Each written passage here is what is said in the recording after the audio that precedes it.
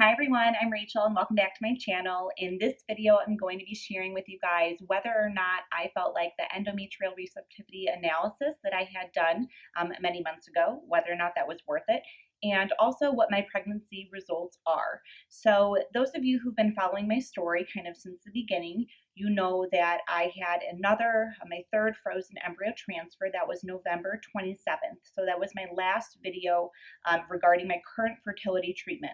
And so I haven't yet done an update. So I wanted to do that. So I will do that right now.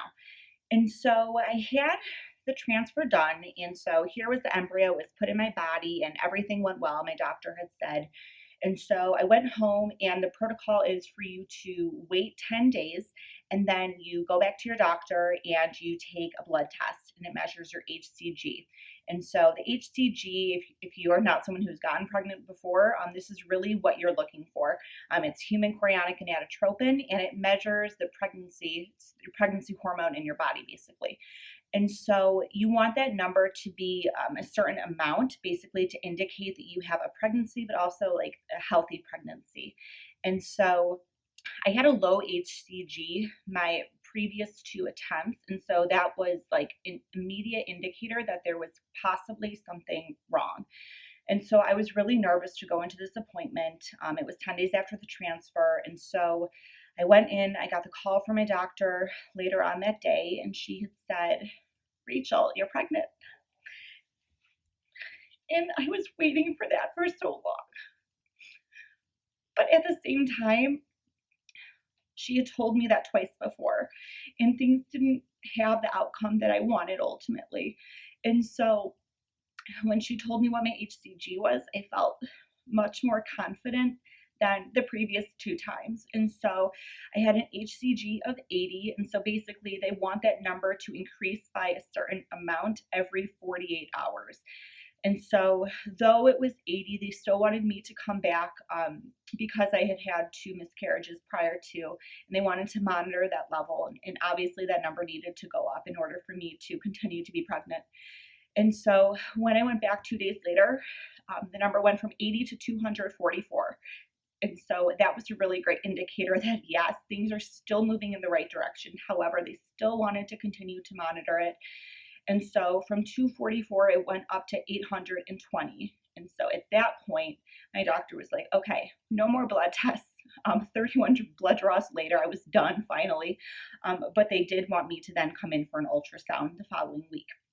And so I went in for my first ultrasound. It was 5 weeks and 2 days. And they were able to see the gestational sac. The yolk sac was right there.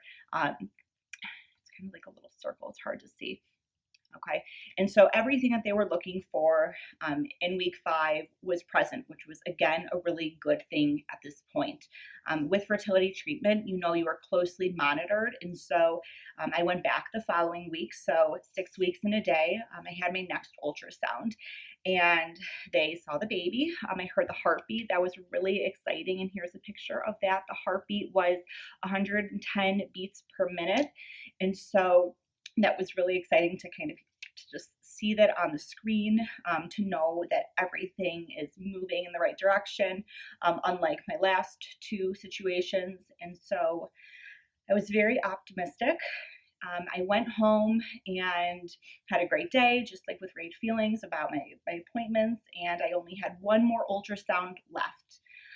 But the following day, I woke up, I went about my day, I went to the bathroom, and I saw heavy bleeding. And I freaked out. It was the worst feeling I had ever gone through. Like, on top of my previous pain, I had no idea what to think about what had happened. I didn't know why I saw blood, but I knew that seeing blood was not a good thing when you're pregnant, especially early on. And it wasn't just a small amount. It seemed to me like more than it should have been. I know that people say, well, okay, occasional spotting like in your early weeks of being pregnant is completely normal, but to me this didn't seem like spotting. It seemed like a period, and it had seemed like it was going to be another miscarriage. So I messaged my doctor through the portal. Of course, I was just very anxious, not knowing what to do. I was freaking out. I was calling the help desk really making sure that I could try to get through to a nurse, but my nurse was, she was unavailable.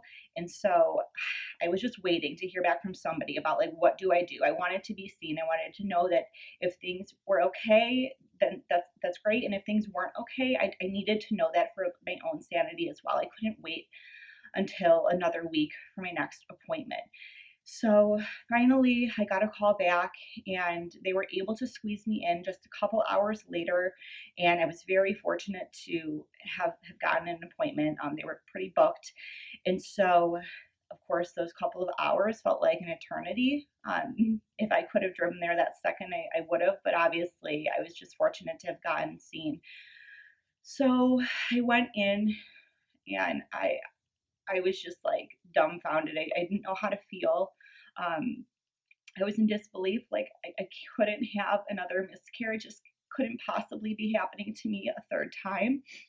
And so they did the ultrasound the following day and they saw the baby again. And everything was fine. In fact, the baby had grown quite a bit from the previous day. The heartbeat increased to 121 beats per minute from 110 beats per minute. And they're like, Rachel, everything is fine. You're okay. And I said, I was just like a mess. I feel like a mess now, but I was a complete mess then when this was all happening. And so I said, what caused this? Like, if the baby is okay, then what was happening in my body to cause me to bleed? And how do I know this isn't going to happen again? And if it does happen again, how will I know if I'm okay?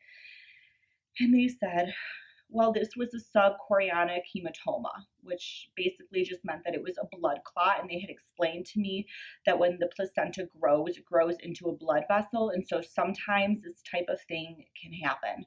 But they had shown me that the bleeding basically was nowhere near the baby in the uterus, and that it did not affect the baby in any way. The baby was very healthy. They said that the tissue already looked like it was healing and that I likely wouldn't have to bleed again. And so they said if I do, it would be very light, but not to be concerned. And so again, everything was fine. So that was quite a scare for me. But I left feeling much more confident in knowing that like what had happened to me that day did not affect the baby and did not ultimately affect my outcome. And so I was still pretty anxious. I went into my 7-week appointment. It was 7 weeks and 4 days, this one for me. And this was December 31st. And I was thinking like, what a way to kind of close out the year with an ultrasound that would be positive, right? And it would be my last ultrasound with my fertility specialist. And so I would then graduate. So it was a really exciting day for me. It was the last day of the year. And so I wanted good news. And so was I going to get it? I went in and they saw the baby. The heartbeat increased to 158 beats per minute, which was awesome, indicating the baby was very, very healthy. Everything that they had done had worked, basically. Everything that I had done had worked. And that was my last ultrasound with them. I was really emotional just saying goodbye to all of the staff there who was so incredible to me.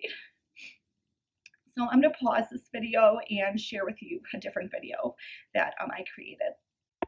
So I just got into my car and I have some really great news. I graduated fertility treatment. So I'm in my 7th week of being pregnant. Everything is going very smoothly. And so I got to say goodbye to everybody. I'm so grateful for everybody who's on staff at Fertility Centers of Illinois. Thank you so much. So a couple of days after that video, I had an exit appointment with my fertility specialist, and she of course congratulated me on how far I've come, and she explained to me the weaning schedule for my medication. I already had stopped taking baby aspirin because baby aspirin apparently could worsen a bleed, and since I had that bleeding experience, she wanted me to stop taking it a week prior. And so I was still taking a couple of other medications. So I was still taking progesterone and oil shots. I was taking endometrin twice a day. And then I was also taking patches, which were filled with estrase or estrogen. And so she had explained everything to me and when I stopped all of the medications, and it was very surprising to me that I still had to kind of keep taking all of the medications despite being, past 7 weeks pregnant at this point. And so, like I've been through so many shots before, like what's a few more weeks, but I was still really kind of frustrated to hear that I still had to keep doing it. She had explained to me like the reason behind it, which was really helpful to know. And so the progesterone and oil shot that I take, it gives my body progesterone. And she said that the placenta is formed by progesterone in your body. And so you need to give it to your body in order for the placenta to be formed correctly and fully. And the placenta is typically formed by 10 weeks, but I still take my progesterone shots through week 10 in order for it to just really ensure that everything is set in stone and where it needs to be and is fully developed. So it makes complete sense why I still needed to kind of continue to take shots. But again, in the moment, it was just frustrating to hear. But ultimately, I had the outcome that I wanted. So I was just really pleased. And I was going to do anything to kind of make sure that this pregnancy stayed a healthy one. And so I said goodbye and on to a new year, which I was just so looking forward to. I think that we honestly all are. And so 2 weeks later, I had my week 9 ultrasound appointment. This was with my OB. And I was just really scared. Despite all of my previous ultrasounds, there's still a part of me that wondered, like, is everything going on in my body still okay? Am I going to be okay? Is the baby going to be okay? I had a lot of anxiety. Of course, my doctor couldn't see because I masked it behind my mask, truly. And I think he recognized that. And so, it's hard to kind of enjoy my current pregnancy after having 2 losses. I think that's still in the back of my mind. And so I'm trying to enjoy it. But again, my past is just kind of preventing me from it right now. I think I'll get past it once I'm fully finished taking my medication. But for now, I'm still, my body is still uncomfortable. I'm still experiencing all the side effects from my fertility medication on top of the pregnancy side effects. So I'm just really looking forward to graduating from taking all of my medication. It has been a very long time coming since I've been taking all this stuff. And so that's where I am today. So was the ERA worth it? For me, yes, it was. They were able to determine that they were implanting the embryo a day too early. And so that was really what they needed to fix in order for me to achieve a healthy pregnancy. And so this is where I'm at today. I'm 10 weeks pregnant, and I couldn't be more thrilled. I am just so excited for what the future has in store for my family, and I just can't wait to move forward past all this. So with that, give this video a thumbs up if you liked it. Don't forget to subscribe to my channel so you can be notified when I post new content, and thank you for watching.